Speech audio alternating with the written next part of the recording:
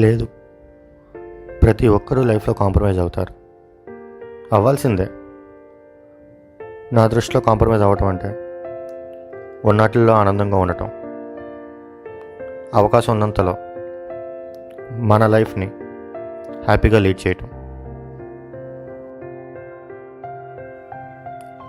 దేవుడు అందరికీ అన్నీ ఇవ్వడురా. నా అదృష్టం నాకు అందమైన కుటుంబాన్ని ఇచ్చాడు. నాకు నచ్చింది నన్ను చేసుకోమన్న మా అమ్మ నాన్న,